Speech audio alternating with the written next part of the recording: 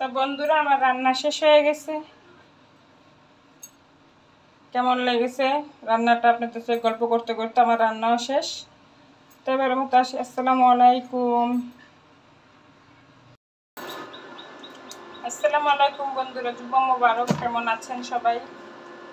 আশা করি ভালো আছেন। আলহামদুলিল্লাহ, আমিও ভালো আছি। আজকে জুম্মা মোবারকের দিন। বলছি যে বাজারে যাও আপনাদের ভাইয়াকে। তাই বাজারে গেল, বাজারে গিয়ে দেখে যে গরু জবাই করছে।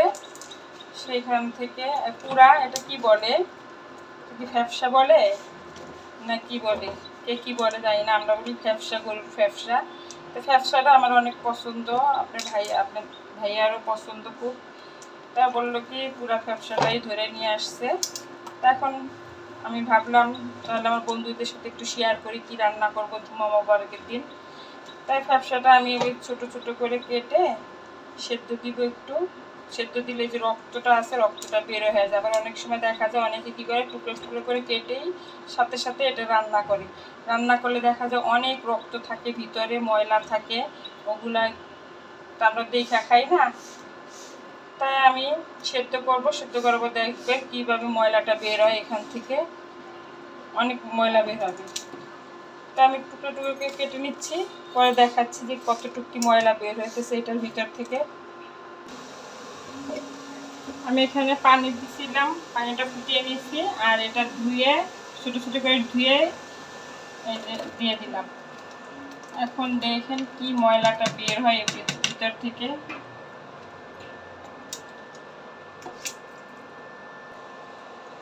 এই যে দেখেন কত ময়লা, প্রচুর ময়লা বের হয়েছে। এটা যদি আমরা এমনি কেটে রান্না বসাইতে মশলা দিয়ে এই ময়লাগুলো সব আমাদের পেটে যেত, বুঝছেন? অনেক ময়লা বের হয়েছে। তো আমার সেদ্ধ হয়ে গেছে এটা, এখন পানিটা সেকে নিব। প্রচুর ময়লা। তো এই যে আমি উঠাই নিচ্ছি। এটা বলার কারণ কি, আমাদের পাশের বাসা ভাবি আছে, ভাবি করে কি এইভাবে আইনে তারা করে কি ছোটো ছোটো করে পিস পিস করে রান্না বসাইয়া দেয়। তো আমি একদিন ভাবিকে বললাম, ভাবি এটার ভিতরে তো অনেক ময়লা আছে, তো ছোটো ছোটো কেটে তারপরে একটু সেদ্ধ দিয়ে নেন, তাহলে ময়লাটা বের হয়ে যাবে।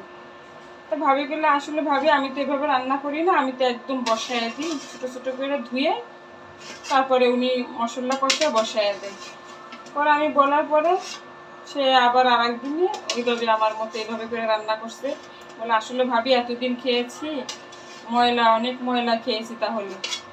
তাই সেটা বলে সে আমাকে ধন্যবাদ দিল যে ভাবি আসলেও আপনাকে ধন্যবাদ, আপনি বলার পরে এই যে আমি এই কাজটা করি। এই যে দেখেন কত ময়লা। তো এই ময়লাগুলো আমি যদি এগুলা না সেদ্ধ করে নিতাম একটু, তাহলে এই ময়লাগুলো সব আমাদের পেটে যেত না। এই যে ময়লা, এর জন্য আপনাদের সাথে শেয়ার করা, আর নাহলে তো করতাম না। তাই অনেকে জানে না, অনেকে এভাবেই রান্না করে। এবারে সরষের তেল দিয়ে রান্না করব।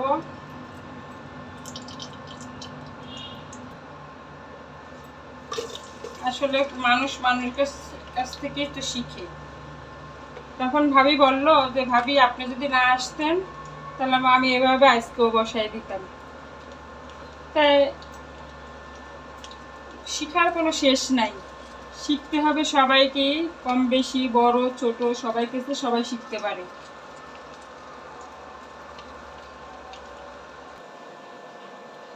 আসলে বন্ধুরা কি জানেন, কাজ কখনো ছোট করে দেখতে হয় না, আর শত্রু কখনো দুর্বল ভাবতে হয় না। শত্রুকে যখন আমরা দুর্বল ভাবি, তখন শত্রু কিভাবে মনে করে জানেন, বলে ও তো চুপচাপ আছে, তাহলে এই ফাঁকে আমি ওর সর্বনাশ করি। এর জন্য শত্রুকে কখনো দুর্বল ভাবতে হয় না। শত্রু শত্রুই, আর কাজ কাজই, কাজের কোনো শেষ নাই শিখার। আর শত্রুকেও দুর্বল ভাবলে সেটা ভুল হবে, লস হবে আমাদের।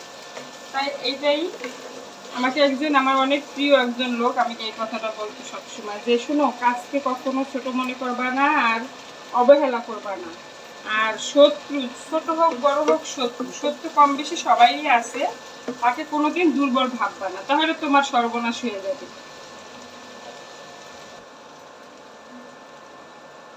তাই আমি সবসময় আর কি ওই কথাটা আমার মনে পড়ে যে এখন বুঝতেছি আমার এমন একটা প্রবলেম আমি পড়ছিলাম, তার কথাটা যদি তখন আমি মাথায় নিতাম তাহলে আমার এরকম হতো না। তাই আমি অতটা বুঝি নাই, এর জন্য তার কথাটা তো মাথায় নিয়ে নেই। এখন হাড়ে হাড়ে বুঝতেছি আসলেও সে আমার ভালোর জন্য কথাটা বলছে। শত্রু কখনো আপন হয় না, আর কাজ কখনো শিখলে লস হয় না।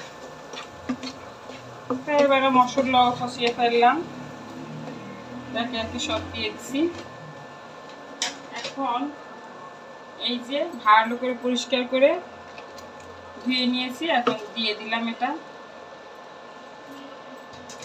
রান্না করতে করতে আপনাদের সাথে ভালোই গল্প করতেছি বন্ধুরা, তাই আপনারা ভিডিওটা ভালো করে একটু দেখেন, দেখে ভালো লাগলে কমেন্টসে লিখে দিন আসলে আমি ঠিক কথা বলছি নাকি অঠিক বলছি। আর এই যে রান্নাটা, এই রান্নাটা নিয়ে আর কি কথাগুলো বলা হলো, বলতাম না বললাম। আমার বন্ধুরা যেহেতু আমার ফ্যামিলি মেম্বার, সব বন্ধুদের আমি খুব ভালোবাসি, আমার বন্ধুদের খুবই ভালোবাসি। এর জন্য বন্ধুদের সাথে কিছু কিছু কথা শেয়ার করি, গল্প করি, ভিডিও বানাই।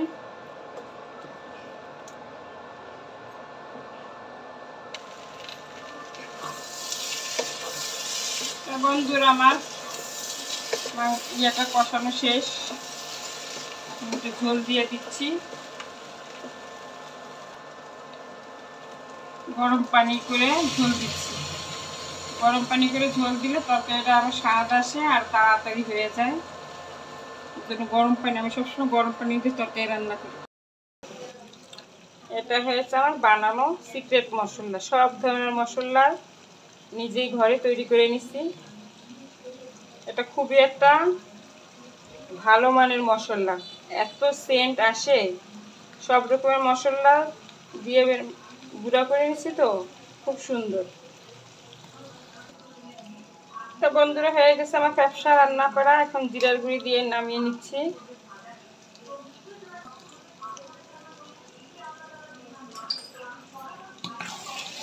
হয়ে গেছে, কত সুন্দর কালারটা হয়ে গেছে।